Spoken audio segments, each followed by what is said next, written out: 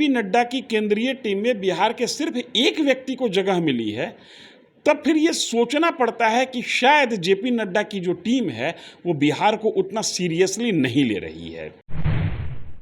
इतना हम दावा के साथ जरूर कह रहे हैं कि जेपी नड्डा ने बिहार से जिस व्यक्ति को अपने केंद्रीय टीम में शामिल किया है वो लोकप्रिय चेहरा नहीं है।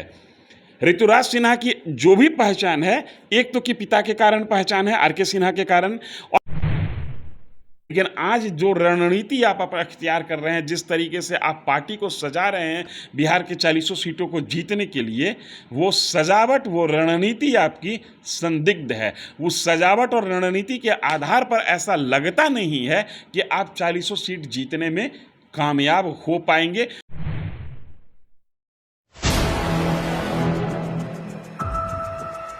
नमस्कार, आप देख रहे हैं 4 PM बिहार और मैं हूं अभिषेक मिश्रा। भारतीय जनता पार्टी ये दावा कर रही है कि बिहार में 40 की 40 लोकसभा सीटें जीतेंगे। भारतीय जनता पार्टी के सहयोगी दल भी ये दावा कर रहे हैं। सवाल है ये होगा कैसे? और केंद्रीय टीम बनी है भारतीय जनता पार्टी की, उसमें भारतीय जनता पार्टी ने बिहार से सिर्फ एक चेहरे को जगह दी है। ऋतुराज सिन्हा पार्टी का राष्ट्रीय सचिव बनाया गया है। बिहार से और किसी चेहरे को जगह नहीं मिली है। इस पर बात करेंगे। हमारे साथ बिहार के जाने माने पत्रकार धीरेन्द्र सर हैं। सर, बीजेपी का दावा कुछ और है, लेकिन जो दावा है उसकी झलक फैसले में दिखाई नहीं दे रही है। सिर्फ एक चेहरा भारतीय जनता पार्टी से जेपी नड्डा की टीम में, केंद्रीय टीम में। देखिए, ये दो चीज़ें हैं। एक तो कि दावा तो हर पॉलिटिकल पार्टी करती है कि हम 40 सीट जीत जाएंगे, और दावा करना भी चाहिए। दावा ना होगा तो कार्यकर्ताओं में उत्साह नहीं होगा। और ये फैसला नहीं हुआ है, रणनीति इनकी जो दिख रही है उसमें, उस रणनीति के मुताबिक शक लगता है कि ये 40 सीट जीतना चाहते हैं बिहार से। क्योंकि बिहार में न सिर्फ 40 लोकसभा सीट है, बिहार पॉलिटिकल बहुत जागा हुआ प्रदेश है। ऐसी स्थिति में अगर जो जेपी नड्डा की केंद्रीय टीम में बिहार के सिर्फ एक व्यक्ति को जगह मिली है, तब फिर ये सोचना पड़ता है कि शायद जेपी नड्डा की जो टीम है वो बिहार को उतना सीरियसली नहीं ले रही है। ऐसी स्थिति दो हालात में बनती हुई दिखती है। एक तो ये कि केंद्रीय नेतृत्व ये मान ले कि इस प्रदेश से हमको कोई लेना देना नहीं है, और दूसरा तब जब केंद्रीय नेतृत्व ये मान ले कि इस प्रदेश में हमारी जो संगठन है उस संगठन के आधार पर हम 40 सीट जीत जाएंगे या सारा सीट जीतने में कामयाब होंगे। संगठन में कौन है, क्या है, इससे जनता को कुछ लेना देना नहीं है। लेकिन ऐसा होता नहीं है। कोई भी पॉलिटिकल पार्टी जब चुनाव जीतती है ना, तो संगठन चुनाव जीतता है, कार्यकर्ता चुनाव जीतते हैं। बीजेपी के केंद्रीय टीम में एक व्यक्ति को लिया गया है, ऋतुराज सिन्हा को। इसके पहले की भी केंद्रीय टीम में वो थे, तो मैं ये तो नहीं कह सकता कि उनके पास अनुभव नहीं है। लेकिन इतना हम दावा के साथ जरूर कह रहे हैं कि जेपी नड्डा ने बिहार से जिस व्यक्ति को अपने केंद्रीय टीम में शामिल किया है वो लोकप्रिय चेहरा नहीं है। ऋतुराज सिन्हा की जो भी पहचान है, एक तो कि पिता के कारण पहचान है, आर.के. सिन्हा के कारण, और आर.के. सिन्हा की जो भी पहचान है वो बीजेपी के कार्यकर्ता से ज़्यादा अपने कारोबार को लेकर उनकी पहचान है। कह सकते हैं कि बीजेपी में बिहार से जिस व्यक्ति को तवज्जो दिया गया है केंद्रीय टीम में, बीजेपी की केंद्रीय टीम में, वो व्यक्ति संपूर्ण राजनीतिक है, इससे ज़्यादा वो एक सफल व्यवसायी है।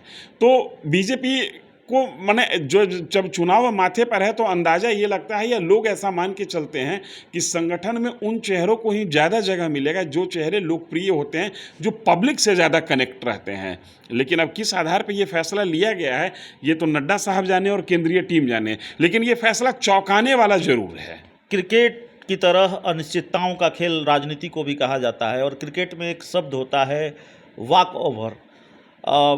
महागठबंधन को वॉक ओवर दे दिया है बीजेपी ने, या दे रही है, या चाहे अनचाहे महागठबंधन को वॉक ओवर मिलता हुआ दिख रहा है।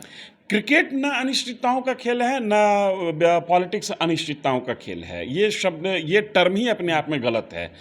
क्रिकेट भी संभावनाओं का खेल है और राजनीति भी संभावनाओं का खेल है, और संभावना तभी संभव हो पाती है जब उसके हिसाब से रणनीति तय की जाए। पॉलिटिक्स एक लेवल तक कैलकुलेशन है, इसीलिए इसको साइंस भी कहा जाता है।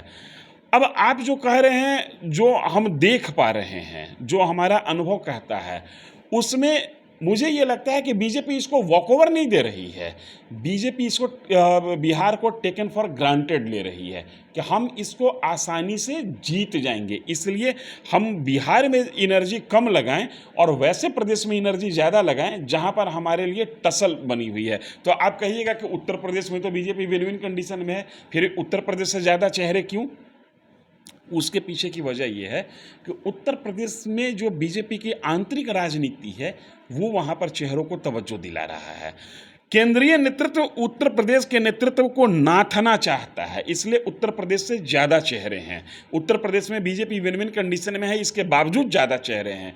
बिहार का जो नहीं, वही सवाल है, माफ कीजिएगा मैं आपको रोक रहा हूँ। बिहार को लेकर बीजेपी का ये कॉन्फिडेंस है या ओवर कॉन्फिडेंस है? ये ओवर कॉन्फिडेंस है, ओवर कॉन्फिडेंस है। ये इसलिए मैं कह रहा हूँ ओवर कॉन्फिडेंस है क्योंकि विपक्ष की राजनीति का प्रयोगशाला अगर कोई प्रदेश देश भर में है तो बिहार और उसके बाद महाराष्ट्र ही है। तो जहाँ पर आप कॉन्फिडेंस में जा रहे हैं वहाँ पर अगली टीम भी बहुत कॉन्फिडेंस में है, और अगली टीम की ताकत कैसी है इसका टेस्ट 2015 के विधानसभा चुनाव में लगा होगा। मोदी जी का जादू 2 टर्म चल चुका, तीसरा टर्म मोदी जी का जादू उतना ही चलेगा, इसकी गारंटी कोई नहीं ले सकता, क्योंकि 10 साल बीतते बीतते एंटी इनकम्बेंसी कुछ ना कुछ बनेगी ही बनेगी।